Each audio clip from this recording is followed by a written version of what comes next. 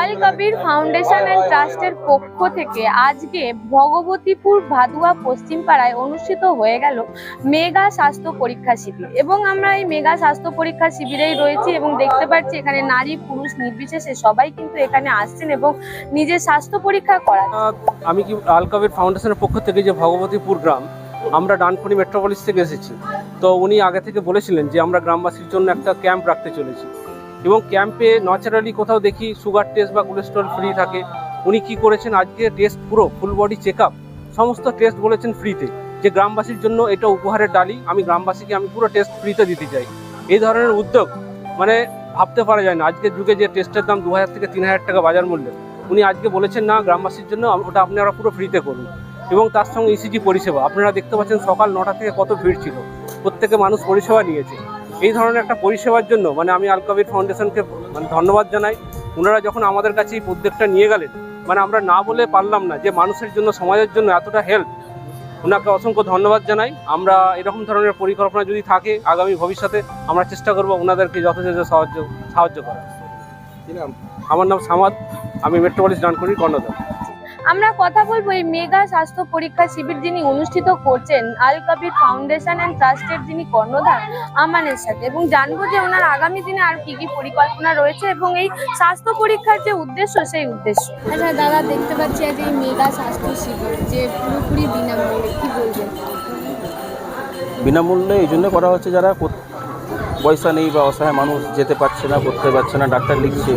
এত মেহেঙ্গাই এসে গেছে যাকে বলে, কি তার বাচ্চাদের খাওয়া দাওয়া করে ওরা চিন্তা করার জন্য নিজের হেলথটাকে ওয়েস্ট করে দিচ্ছে। হয়তো এই 800 টাকা দিয়ে চেক আপটা করাবো, 500 টাকা দিয়ে চেক আপটা করাবো, তো বাচ্চাকে ওই ঘরে চাল ডাল কিনলে বরঞ্চ বাচ্চারা খাবে। যার চালের দাম আর ডালের দাম আর গ্যাসের দাম, কেউ তো ওইসব নিয়ে চিন্তা করছে না। আমরা তো চিন্তা করছি অন্য কিছু। তো ওই জন্য আমি চিন্তা করলাম কি মানুষকে খাওয়ানোটা বড় জিনিস নয়, তার হেলথটার লেগে চিন্তাভাবনা করে এই মেগা হেলথ ক্যাম্পটা আমরা করলাম। আর আশা করি সাকসেসও হয়েছে। মানুষরা এখানে ভালোভাবে আমাদের সহযোগিতা করেছে। যেহেতু এটা আমাদের গ্রাম, আমাদেরই পাড়া,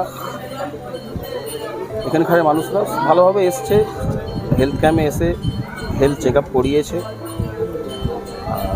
আচ্ছা, আপনারা কিছুদিন আগে দেখেছিলাম কম্পিউটার সেন্টার উদ্বোধন, এবং আপনি যে বার্তা দিয়েছিলেন যে যারা গরিব দুস্থ পড়াশোনা করতে পারছে না, তা মানে করাতে পারছে না মা বাবারা, তাদের আপনারা ফ্রিতে কম্পিউটার শেখাবেন। তারপরে আজকে এই স্বাস্থ্য ক্যাম্প, এই যে আপনাদের আল কবির ফাউন্ডেশন অ্যান্ড ট্রাস্ট আর কি কি বিষয়ে মানে কাজ করতে চলেছে, আর কি কি উদ্যোগ আছে আপনাদের? আমাদের উদ্যোগ সমাজে যত রকমের সেবার জেনুইন কাজ আমরা সবটাই করব।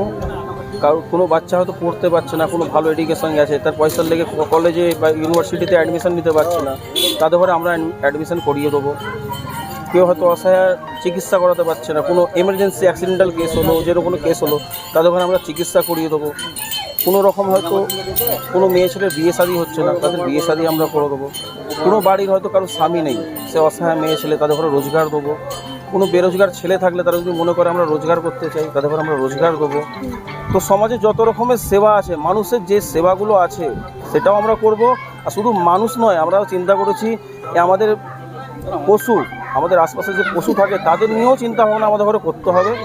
কেন আমি একটা ইসলামে আমার জন্ম, মুমিন আমি, তো আল্লাহ তাআলা মখলুক সবাই, তো সবাইয়ের আমাদের ঘরে খেয়াল রাখতে হবে। আমরা গাছপালা ন্যাচারালের দিকে ফিরে যাব। আজকাল গাছপালা লোক কেটে ফেলছে, গাছপালা না থাকার জন্যে হাওয়া আসছে না, ন্যাচারাল হাওয়া পাওয়া যাচ্ছে না। তার জন্যই এডুকেশনটা খাস, আমাদের মেন মোটিভ যেটা এডুকেশন। আগে এডুকেশন দিলেই, এই জিনিসটা এডুকেশন থাকলে সেও এই কাজটা হয়তো বুঝে করবে। এডুকেশন না হওয়ার কারণে মানুষ অন্য ধরনের মডেল হয়ে গেছে, মানে ওটা মনে হয় মডেল লাইফ ওটাকে বলে না। এডুকেশন নিয়ে মডেল হতে গেলে তবে কাজে লাগে। আচ্ছা দাদা, বলছি আজকে মেগা স্বাস্থ্য পরীক্ষায় কি কি পরীক্ষা হলো, মূলত কত রকমের পরীক্ষা হলো? সুগার, ইসিজি আর থাইরয়েড, ফুল বডি টেস্ট হয়ে গেছে। এবারে তো আমি তো ডাক্তার নয়, ওই ল্যাঙ্গুয়েজটা ওনারাই বলতে পারবেন ভালো কী কী টেস্ট করেছে। আশা করি যত রকমের ব্লাড টেস্ট হয় ওইগুলো করা হচ্ছে। আমার নাম মোহাম্মদ আমানুদ্দিন।